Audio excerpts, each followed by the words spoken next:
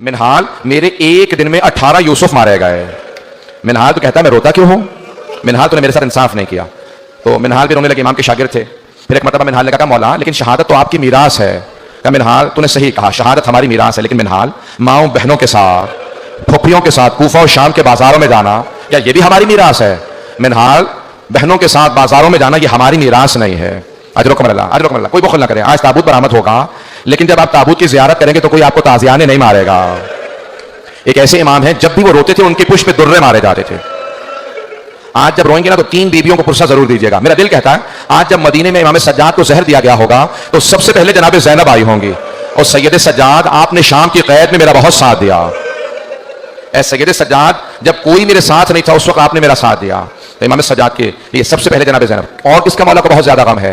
आए जरा, अगर देख सके तो देखिएगा, नहीं तो फिर आंखें बंद करके जरा मेरे साथ करबला से कूफा, कूफा से शाम का रास्ता है। रास्ते में एक मकाम पे इमाम सज्जाद पांव फैला के बैठे हैं।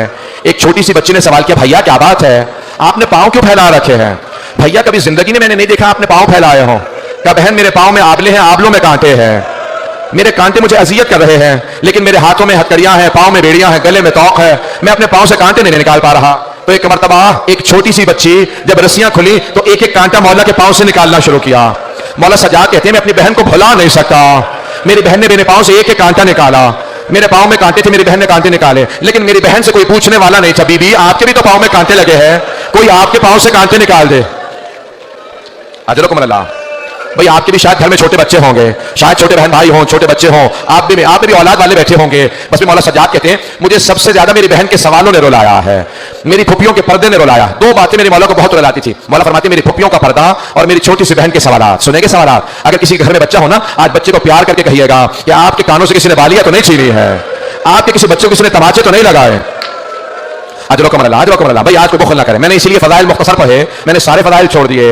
बस भी सुनेंगे मौला कहते हैं मेरी बहन के सवालों ने मुझे बहुत रुलाया। मैं इससे पहले के सवालों को पेश करूं। जानते हैं जब किसी एक मौला के शिया ने दावत दी का मौला मेरे भाई की शादी है, कुछ देर के लिए शादी में आ जाए। मौला तड़पने लगे, कहा मैं करबला के बाद से शादियों में नहीं जाता। कहा मौला मेरी बड़ी हसरत है आप कुछ देर के लिए शादी में आ जाए। मौला ने कहा अच्छा एक शर्त पे आऊंगा। कहा मौला क्या शर्त है? कहा कुछ देर के लिए मेरे भाई अली अकबर के मसाइल पढ़ लेना, अगर अली अकबर के मसाइल पढ़ोगे ना मैं तुम्हारे भाई की शादी में आ जाऊंगा। कहा मौला ठीक है हम मजलिस कर लेंगे। मौला मजलिस करेंगे आप आएंगे? कहा हाँ अपने भाई की शादी में कुछ देर के लिए मेरे भाई अली अकबर के मसाइल पढ़ देना। जब वो मसाइल पढ़ने लगा ना, शादी थी मसाइल पढ़ने लगा, मौला ने एक मतलब आवाज देके कहा चराग गुल कर दे। कहा मौला चराग को क्यों गुल कर दूं? कहीं रोशनियां बुझा दे, कहीं ऐसा ना हो कोई आदमी रोने में शर्म कर रहा हो। क्या कोई रोने में शर्म ना करे, चराग बुझा दे ताकि लोग खुल के रोए। ये जो धीमी आवाज से रो रहे हैं बुलंद आवाज से रोए। रात का वक्त था, जब दोबारा चराग जलाया ना तो देखा इमाम सज्जाद मौजूद नहीं है। वो सब उठे कहां गए मौला? देखा दरवाजे पे खड़े हैं। कहा मौला दरवाजे पे क्यों खड़े हैं? कहा अब तक ये तेरे मेहमान थे, अब ये मेरे मेहमान हैं। कहा ये मेरे भाई की अज़ादारी में आए हैं, इन सबको मैं खुद विदा करूंगा, अब ये मेरे मेहमान हैं। भाई आज इमाम सज्जाद का पुरसा दे रहे हैं। मैं अपनी बहनों से कहूंगा तलाश कीजिएगा कोई जनाब सकीना ना आई हो, शायद किसी बीबी के बहनों में कोई बच्ची बैठी हो जो भाई का पुरसा लेने आई हो। अजरकुम अल्लाह। सांस ले ले मैं भी पढ़ूंगा।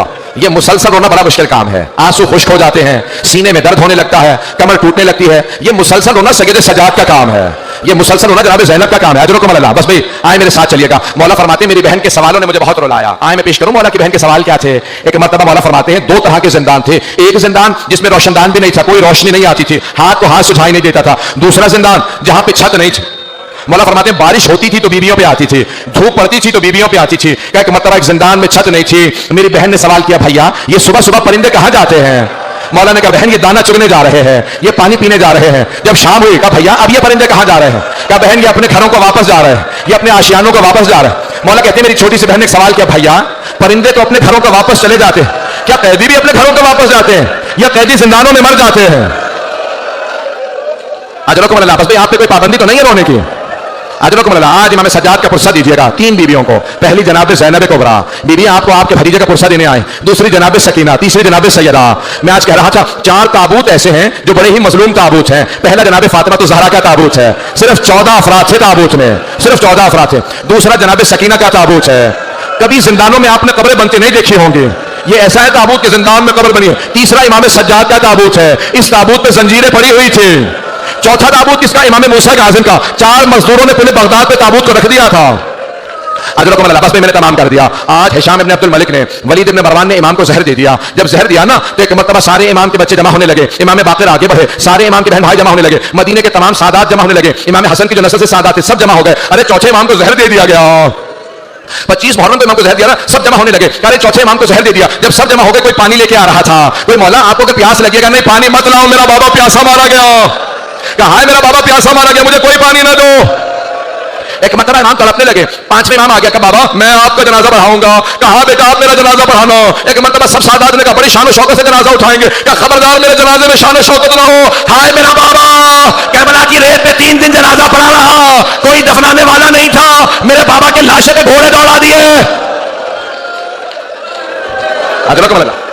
ادرکم اللہ. بس بھائی 2 سے 4 منٹ کی زحمت دوں گا. ابھی تابوت برآمد ہونے والا, زنجیریں بھی لگی ہیں. میں ایک سوال کروں. 12ویں امام کہتے ہیں میرا سلام ہو میرے اس جد پہ جس کے گوشت کو زنجیریں کھا گئے.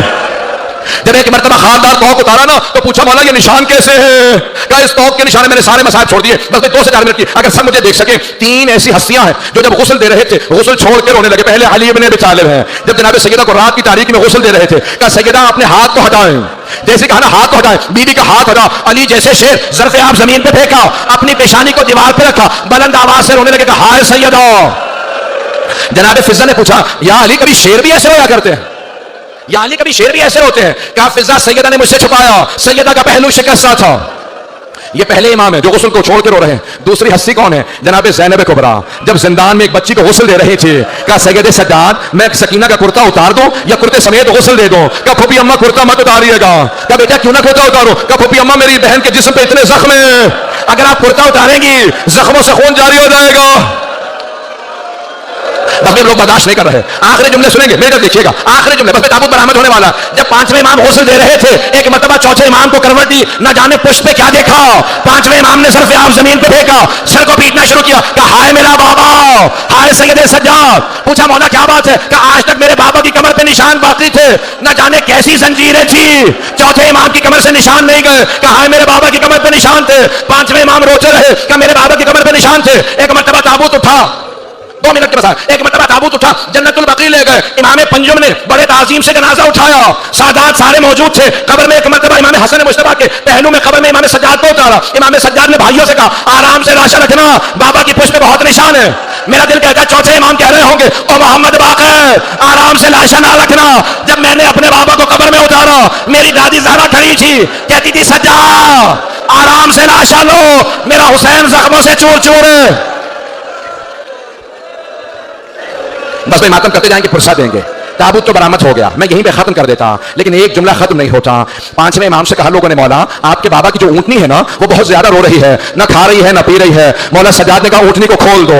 جیسے امام باقر نے کہا نا اونٹنی کو کھول دو, اونٹنی اٹھی, سیدھی جنت البقیع میں آئی. چوتھے امام کی قبر کی پائنٹی میں بیٹھی, سر کو قبر پہ مارتی جاتی تھی, آنسو بہتے جاتے تھے. 5ویں امام سے پوچھا مولا یہ جانور ہے اسے کیا پتا؟ کہا یہ میرے بابا کی زندان کی ساتھی ہے. جب کربلا سے میرے بابا چلے, شام کا راستہ تھا, یہی ناکا تھی, کہا یہ جیے گی نہیں.